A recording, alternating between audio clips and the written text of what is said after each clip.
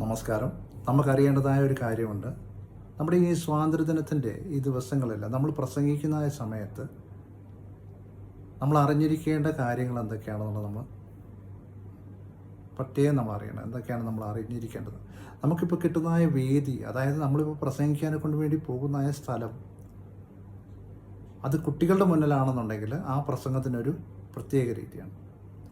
നേരെ മറിച്ച് നമ്മൾ പോകുന്നത് ഒരു പൊതുവേദിയിലേക്കാണെന്നുണ്ടെങ്കിൽ അവിടെ നമ്മൾ സംസാരിക്കേണ്ടത് ആ വാക്കുകൾക്ക് കുറച്ച് മാറ്റം ഉണ്ടായിരിക്കണം.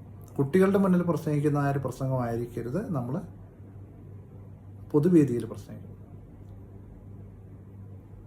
ഇപ്പോൾ കുട്ടികളുടെ മുന്നിൽ പ്രസംഗിക്കുന്നതെന്ന് പറഞ്ഞു കഴിഞ്ഞാൽ അവർക്ക് മനസ്സിലാകുന്നതായ രീതിയിൽ കഠിനമല്ലാത്ത വാക്കുകൾ, സാധാരണ ഉപയോഗിക്കുന്ന വാക്കുകൾ ഉപയോഗിച്ച് വേണം പ്രസംഗിക്കാനുണ്ട്.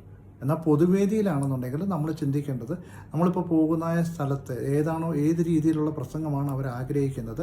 അപ്പോൾ നമ്മളിപ്പോൾ പോകുന്നതെന്ന് പറഞ്ഞു കഴിഞ്ഞാൽ ഈ ചില ഓഫീസുകളുമായിട്ട് ബന്ധപ്പെട്ട് അല്ലെന്നുണ്ടെങ്കിൽ ആ രീതിയിലുള്ള പ്രസംഗത്തിന് വേണ്ടിയാണ് പോകുന്നതെങ്കിൽ അപ്പോൾ അവിടെ പ്രസംഗിക്കേണ്ട വേറൊരു രീതിയാണ്.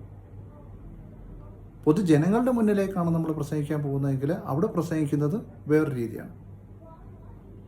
ഇപ്പോൾ നമ്മളെ വിളിക്കുന്നത് ഒരു വിശിഷ്ട വ്യക്തിയായിട്ടാണെന്നുണ്ടെങ്കിൽ നമ്മൾ അഭിസംബോധന ചെയ്യേണ്ടത് വേറൊരു രീതിയാണ്.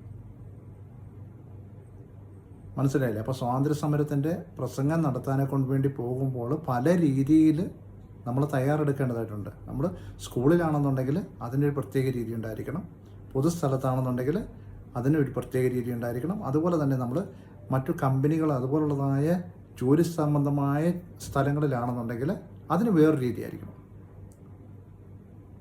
അങ്ങനെ ഇപ്പം നമ്മൾ എവിടാണോ പോകുന്നതെന്നുള്ളത് നമ്മൾ ആദ്യം ചിന്തിക്കണം. ആദ്യം ചിന്തിച്ചതിന് ശേഷം നമ്മൾ പ്രസംഗം പറയാനെ കൊണ്ട് വേണ്ടി ഒരുങ്ങണം.